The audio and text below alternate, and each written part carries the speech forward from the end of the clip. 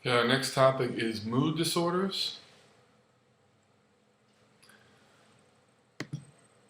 And let's take a look at the full list of mood disorders in the DSM. First is unipolar depression, otherwise known as major depressive disorder. This is, and here we go again with this, defining these disorders by duration, how long do they last, and how severe are they. Because we all know depression is part of our lives at one point or another, and it comes in and out of our lives. Everybody takes some hard knocks, and depression can be adaptive. It's just when it becomes too deep, person needs some help. Okay, so unipolar depression defined by how long it lasts and how severe it is. And we'll look at 8 defining factors for it. Then there's dysthymia, and dysthymia is a less severe version of unipolar depression. So roughly the same symptoms, but not as severe. Then there's bipolar disorder, previously known as manic depression. This is a disorder in which you see a person fluctuate from the depths of emotion to the heights, from extreme not displeasure, but painful emotion up to euphoria on a cyclical basis. Okay, we'll also look at some factors there. Cyclothymia is a milder version of bipolar disorder. And what may be the best clip art on the entire, all my slideshows, there is seasonal affective disorder, which also has the best acronym, SAD or SAD. And that is certain things not having enough light causes seasonal affective disorder.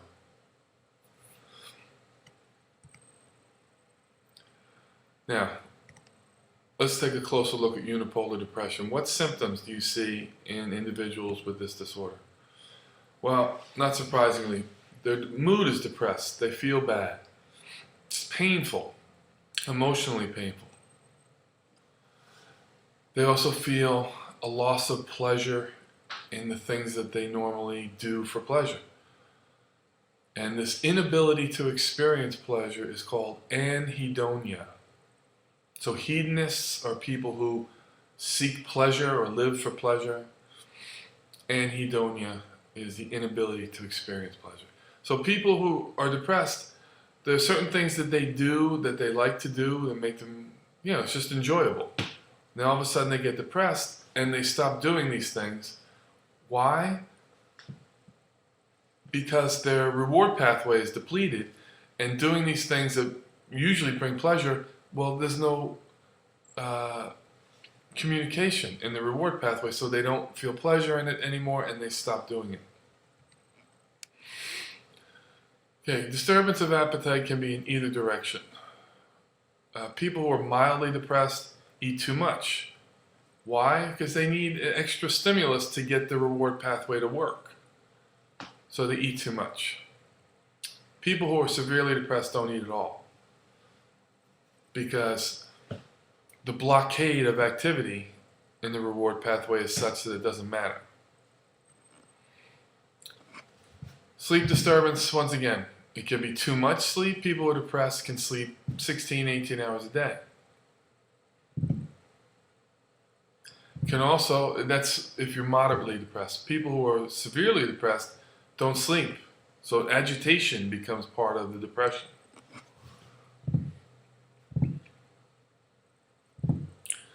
Also, the way someone walks or moves when they're depressed, it's slow. And the strange thing is, it can also be agitated too if somebody is, very depressed. they'll start to panic, like they can't get out.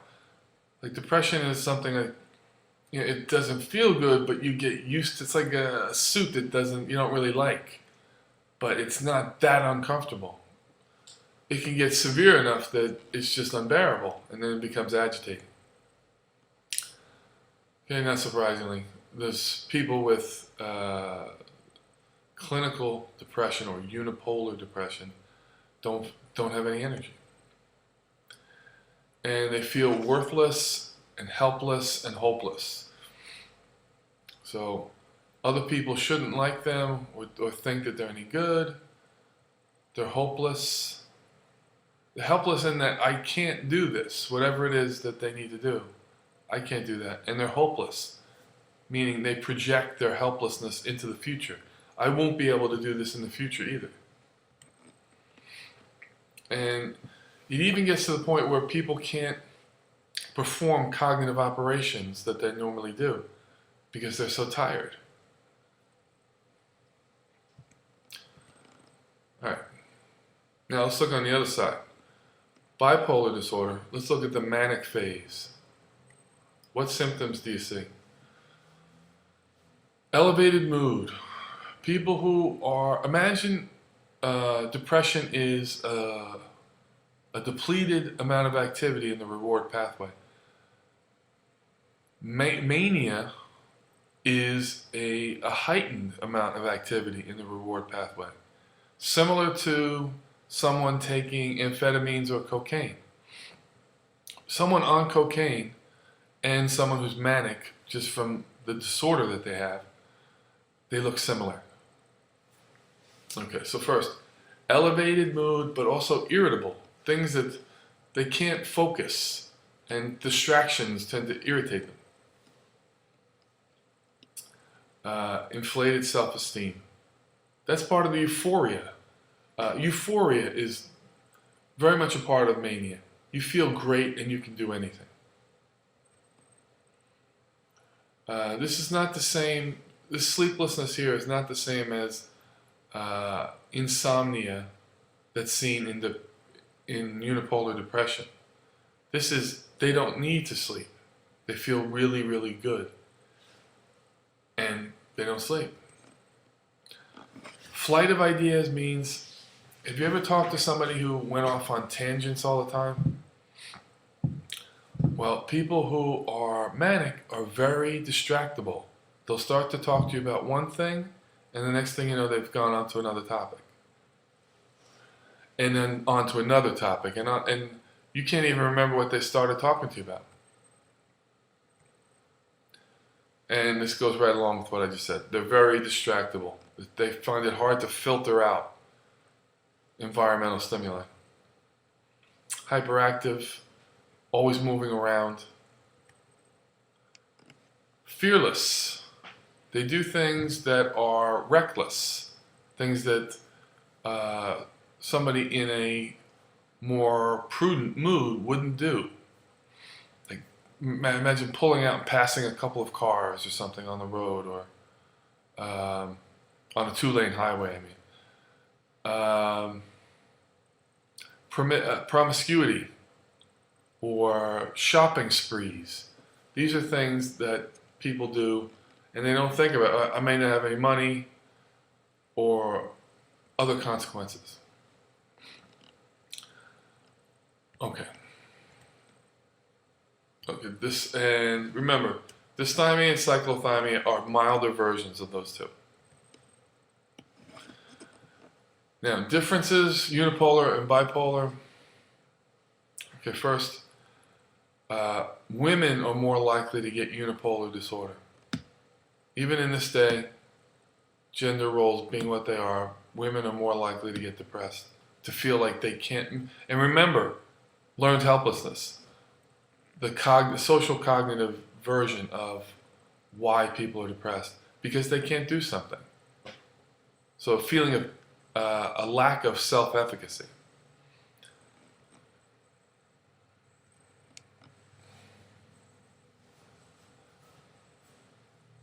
Bipolar disorder, on the other hand, first of all, there's no gender difference, and there seems to be a strong genetic component to bipolar disorder.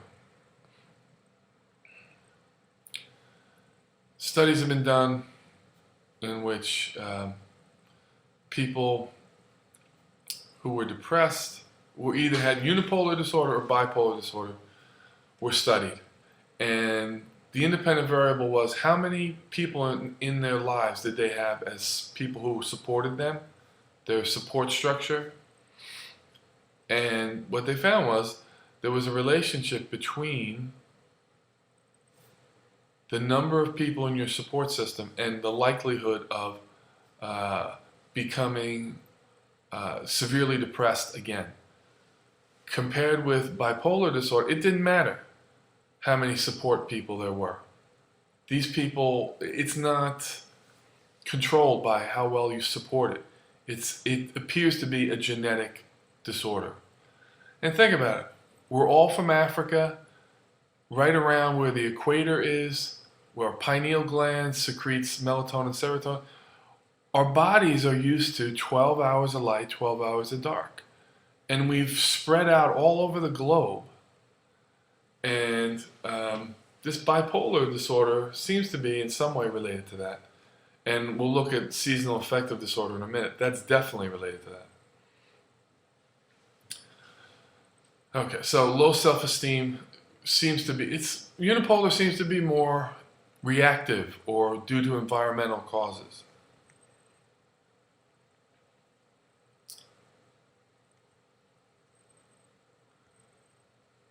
Okay, so seasonal affective disorder. During the summer, you're not going to see someone with seasonal affective disorder. It's all about how much light is getting to them. And the pineal gland appears to be affected. Remember, when the sun is coming in through the eyes, light is coming in through the eyes, it connects not only to the primary visual cortex in your occipital lobe, but other places as well. And one of them is the pineal gland. It gives the pineal gland cues to how much light there is.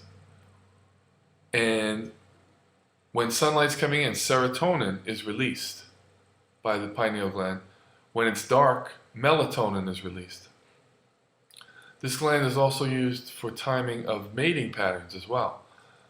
Let's say an animal, its mating season is in the spring. What will happen is, as the spring is coming, that means more and more light every day, and the brains of those animals will eventually cue the reproductive response based on the fact that things are getting more and more light. Now, how do you treat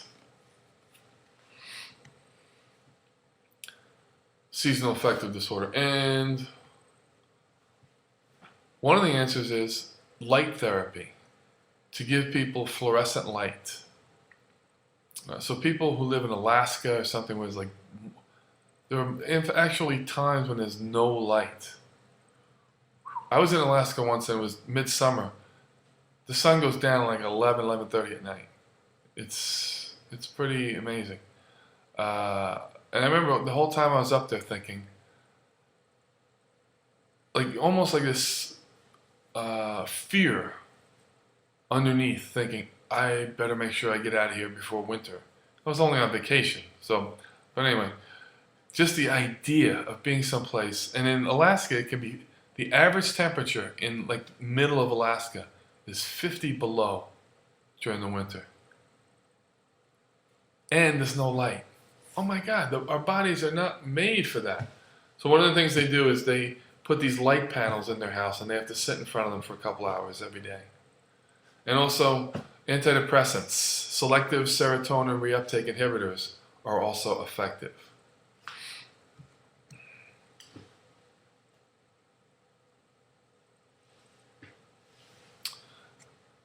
All right.